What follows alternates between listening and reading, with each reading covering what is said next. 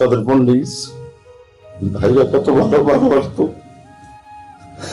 একটা মেয়ে ছিল, সবাই তাকে ভালোবাসত। শেষ কথা ছিল যখন সে প্রথম ভর্তি হইল আইসিইউতে, নিয়েই তাকে আইসিইউতে ঢুকাইছে। যাই হোক, সেটা ডাক্তারই বলতে পারবে। সেকেন্ড ডেতে দেখলাম যে ওকে ওই যে 2 হাত এইভাবে বান্ধা, 2 হাত এমনি 2 সাইডে 2টা পা বান্ধা, মানে তাকে মনে হচ্ছে পাগলের ট্রিটমেন্ট চলতেছে। সে 2টা আঙ্গুল এভাবে বান্ধা, মানে আঙুল এখানে বাঁধছেন কেন, আমি দরকার এদিকে বাঁধেন। সে তার কষ্ট হইতেছে। আমি গেছি তখন তার হুশ বলে যে আব্বু আমার হাত খুলো। আমি যখনই তার দেখতে গেলাম, মুখটা মুছলাম যে আমার হাতটা খুলো। পরে আমি, আমার নার্স বলতেছে না না খুলেন না, খুললে পরে ও আমাদের মারছে, থাবাথাবি করবে, এগুলি ইয়ে নষ্ট হয়ে যাবে। এখানে স্যালাইন দিচ্ছে, এখানে ব্লাড দিচ্ছে। তো আমি বললাম যে খুলো, এটা হাত খুলো। মানে সে তো অ্যাকচুয়ালি ডাইন কাতে ঘুমাইতে বেশি, আর তাকে এরকম সোজা হয়ে 2টা হাত ইয়ে করে আসতে কষ্ট হইতেছিল। পরে আমি পিছন দিকটা উঠাইলাম, উঠায় এরকম আমি যে নড়াচড়া করবো না, 2টা আঙ্গুল এরকম টিপ দেওয়া, 2টা বান্ধন খুললাম। খুলে সে হাতটা এরকম নিলাম। সে দেখলাম না, সে খুবই মানে ধীর স্থির। বলে যে আমার বাঁধে রাখছে কেন, এগুলি কি? আমি বলছি তোমার এই যে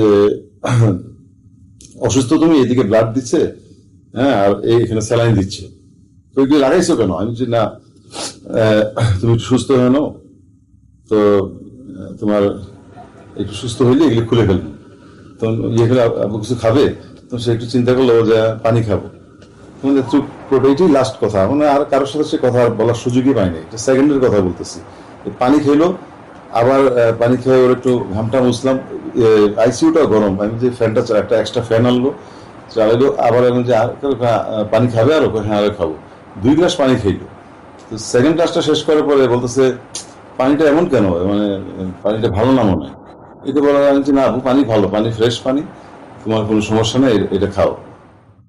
পানিটা কেমন জানি টেস্ট, এইটুকুই কথা হয়েছে। তারপরে আমি বললাম যে আব্বু আর কিছু খাবে? না। পরে 2টা হাত এরকম রাখলো, সে কিছু বসা ছিল। তাই আমি বললাম বাবা তুমি একটু ঘুমাও, তাহলে তোমার সুবিধা হবে। আমার বান্ধে রাখে, আমি না বান্ধে রাখবো না, তুমি ইয়ে করো। সে নিজের ইচ্ছায় সে ডাইন ইয়ে হয়ে এইভাবে ঘুমাইলো, আর এই হাতটা তার উপরে ছিল, এইটুকু পর্যন্ত। তারপরে সে মানে তাকায় ছিল, তার মুখটুক মুছায়া। আমি বললাম ভাই এইভাবে বাঁধেন না, বাঁধলে যদিও বাঁধেন, সে যদি এরকম করে আপনি লুজ বাঁধেন যাতে হাতটা এরকম হয়। তো পরের দিনে সেদিকে একই কথা, এইভাবে বাঁধে। মানে তখন ডিউটি চেঞ্জ হয়, হারে আবার নিয়ে একদম ইয়ের সাথে এইভাবে বাঁধে। এটা কেমন ট্রিটমেন্ট আমি বুঝলাম না। সে অসুস্থ হওয়ার পর আমি বুঝলাম যে কারিনা মানে কতটা পপুলার, মানে কল্পনা করতে পারিনি যে ফেসবুক খুললেই দেখা যাচ্ছে যে কারিনা অসুস্থ, দোয়া করবেন না। তার ফ্যান ফলোয়ার্স যে এত, এটা আমি বুঝি নাই। মানে আমি আশ্চর্য হয়ে গেছি। তারপরে কিছু নেগেটিভ লোকজন, তারা অনেক আজে বাজে নেগেটিভ কমেন্ট করেছে। তা আমি তাদের উদ্দেশ্যে বলবো আমার কোনো রাগ নাই।